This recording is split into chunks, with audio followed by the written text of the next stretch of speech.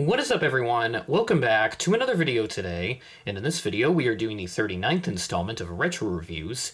Today we're going to be reviewing my Aeroclassics 1:400 scale Delta Airlines Douglas DC-9-30.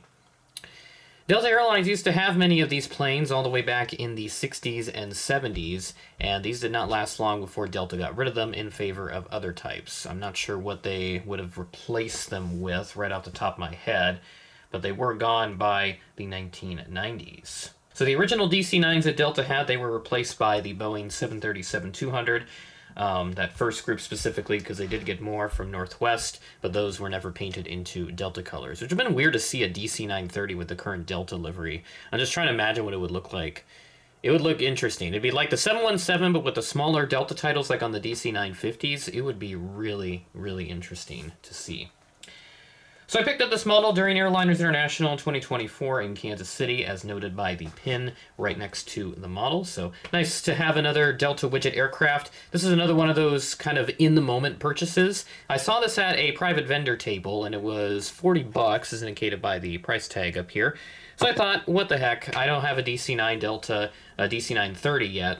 So I figured, why not? Let's get it, and that way I don't regret it later. And I certainly don't regret any of the purchases that I made during the show. Actually need the model first. Let's move the box first. I need the model off to the side, so let's go ahead and take a look.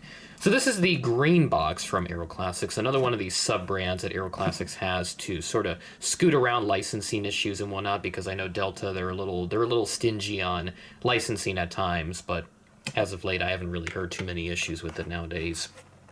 The only details we have are just the adult collectible model warning.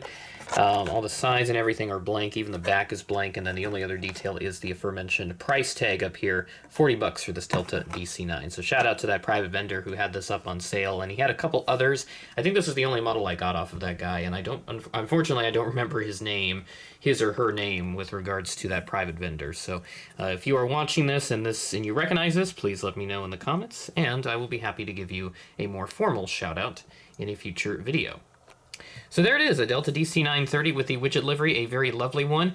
There's also a side widget variant that does exist, and that was one of the original Delta widget liveries that the DC-9s wore. This one is a little later iteration, but still a very early version of the widget livery as indicated by the nose, which we'll take a look at starting now. So zooming into that, and there we go.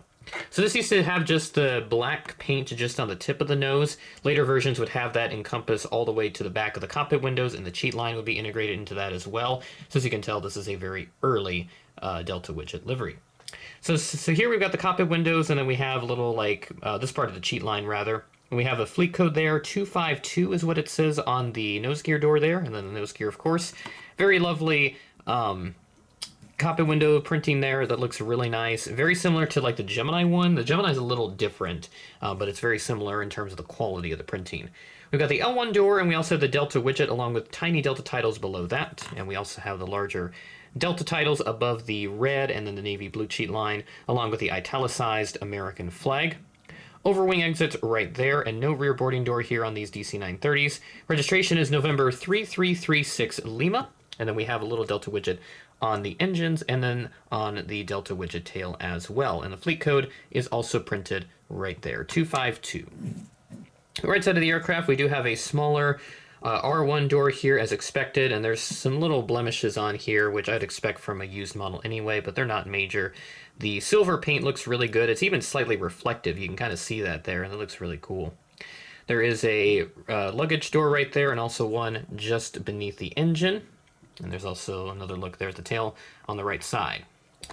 Flipping underneath, we have the full silver paint there, and we have the stand hole, no Aeroclassics logo, and the main landing gear and nose landing gear, which look really good on here. A couple details printed on. On the top, we have just the beacon light and also the overwing exit markings, since Aeroclassics does not believe in adding antennas to their aircraft.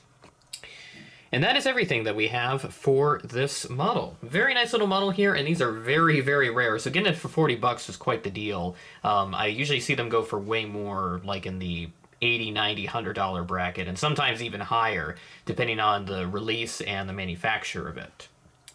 So now let's take a look at the real-life aircraft's history. This first flew back on May 23rd of 1968, and it was delivered to Delta the very next month. Stayed with them for a good number of years before it was transferred to ValueJet in October of 1993. It was re-registered to November 902 Victor Juliet in May of the next year. And then when ValueJet went under and AirTran Airways did that whole reverse merger thing, they assumed the AirTran name and all that. That was transferred to them in September of 1997 and re-registered again to November 802 Alpha Tango. It was withdrawn from use in 2002 and has since been scrapped.